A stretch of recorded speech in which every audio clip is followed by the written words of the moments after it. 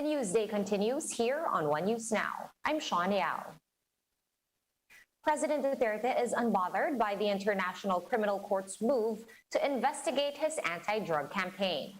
Let's talk about this some more with Human Rights Watch senior researcher for Asia, Carlos Conde, who joins us live now via Zoom.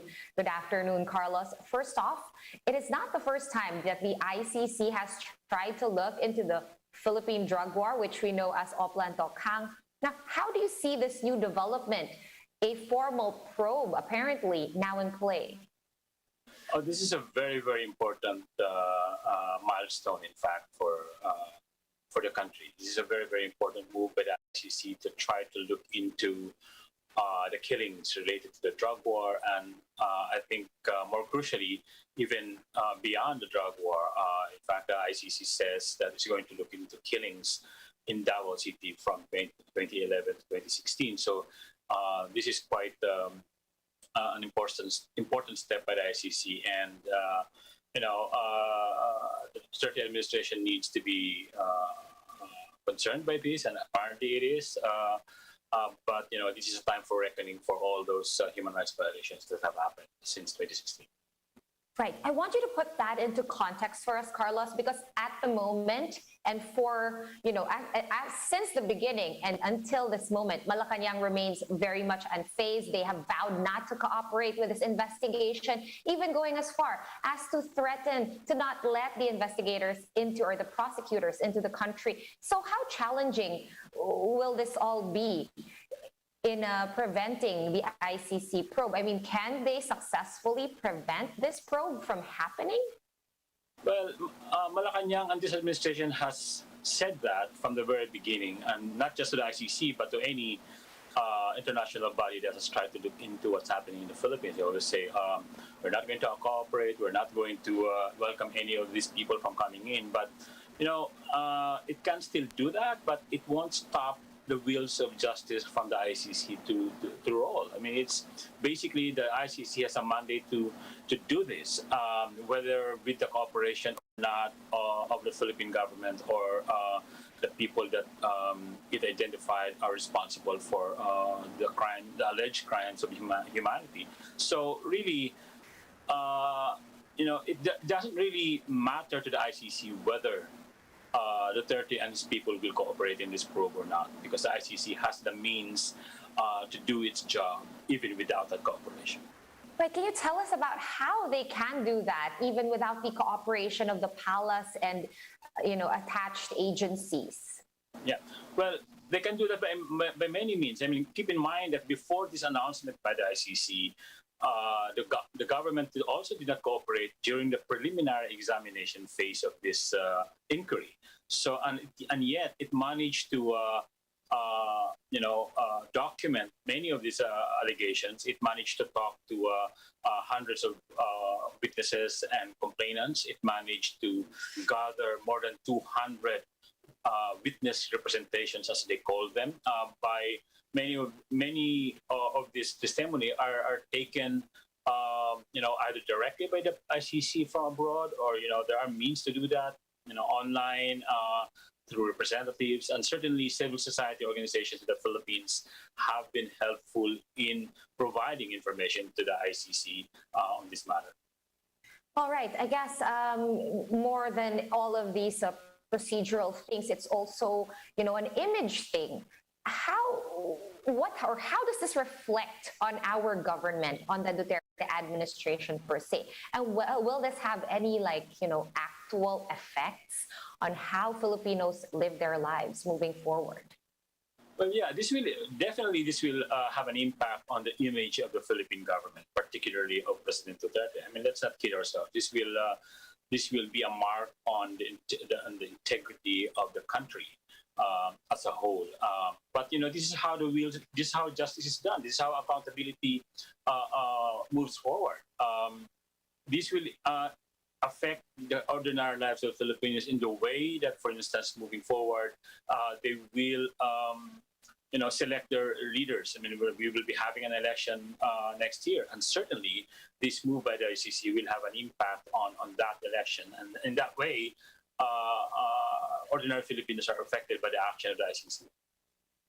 All right, so having said all of that, Carlos, what then do you think is the most possible outcome of the ICC's investigation into Oplan Tokhang or the drug war?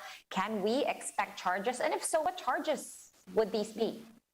Well, we are seeing right now that the ICC is bent on pursuing the charge of crimes against humanity for murder, for the killings related to the drug war. And in fact, in the decision that it made today, it cannot just be murder. It can also be illegal detention, torture, mistreatment, any crime that is covered by the Rome Statute that created the ICC. So there will be charges, but that's going to be mainly crimes against humanity. And moving forward, I think they are in the best position. They are in a good position to try to substantiate those charges. Now, keep in mind, they're not yet saying that the government or Duterte is guilty of any of these charges. They're just saying that there is reasonable basis to proceed with an open investigation of these charges. All right, on that note, thank you so much for sharing with us your time and your insights. Do stay safe. Human Rights Watch Senior Researcher for Asia, Carlos Conde, thanks for joining us today. Thanks, Shaw. Thanks, everybody. The government needs around 1 trillion pesos to achieve universal access to safe and sustainable water and sanitation by 2030. This is according to a water supply and sanitation master plan approved by the NEDA, or National Economic Development Authority, last April. As of 2015, 12.4 million Filipinos still do not have access to safe water, while some 4 million people have no access to toilet facilities. NEDA is supporting the creation of a Department of Water to help implement the sanitation master plan. The master plan creates a unifying framework for planning, implementing, and funding in the sector. It aims to not only provide safe water supply and sanitation services for all Filipinos, but also ensure that these services can withstand disasters and protect the environment. All right, moving on now to coronavirus-related news. The OCTA Research Group sees COVID-19 cases likely to decrease significantly by October. Of course, that is if the country can sustain the gains from previous lockdowns. OCTA says COVID-19 reproduction and growth rates are starting to slow down. The current transmission rate in the country is at 1.23, down from last week's 1.35. The case growth rate nationwide has also dropped to 6% from 15% the previous week. The think tank noted improved contact tracing efforts and vaccination, but they advise the public to not be complacent.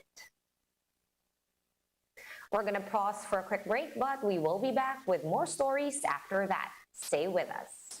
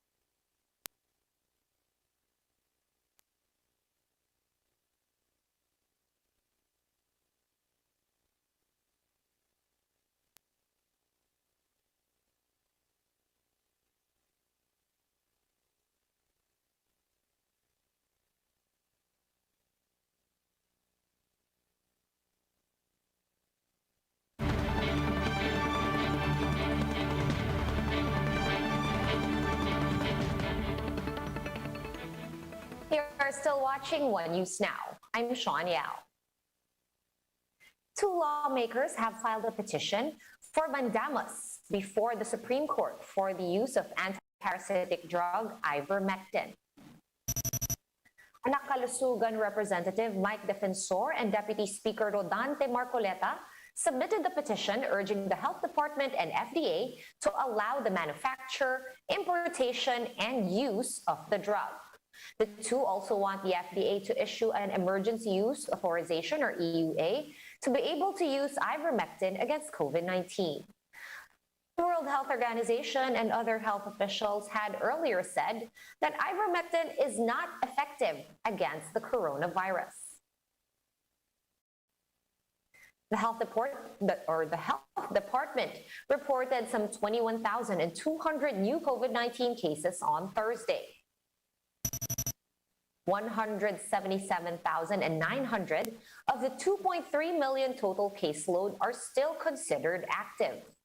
80 duplicates were removed from the total case count, 65 of which are recoveries and 1 being a death. 277 people died of the virus in the last 24 hours, bringing the death toll to over 36,000. The DOH said 174 cases that were previously labeled as recoveries have been reclassified as deaths after validation. In recoveries, we are now at 2 million after 13,600 new survivors overnight. 27% of the 74,100 tests included in today's bulletin yielded positive results. Let's take a quick look now at today's other top stories. The Bureau of Internal Revenue will investigate an initial list of 250 top-earning social media personalities to see if they're paying correct taxes. The BIR said their earnings are considered as business income and that these personalities are considered self-employed. Rizal Park and 3 other sites in Intramuros will be open to tourists again starting today. The Tourism Department said visits will be under a limited capacity and only those aged 18 to 65 are allowed. Visitors are also urged to download the Stay Safe app for faster entry into sites. And Elon Musk-owned SpaceX has sent the first all-civilian crew into Earth orbit. The rocket ship carried billionaire e-commerce executive Jared Isaacman and 3 private citizens that he chose to accompany him on the trip. The flight, which took off from Florida, is expected to last about 3 days. For more updates, visit News 5, The Philippine Star, and Business World online. Visit our website, onenews.ph, for more in-depth analysis. You can also catch One News on the Signal Play app. Register for a free account at www.signalplay.com and stream One News live anytime, anywhere. Masks on, wash hands, and stay safe, Philippines. I'm Sean Yao. We are One News.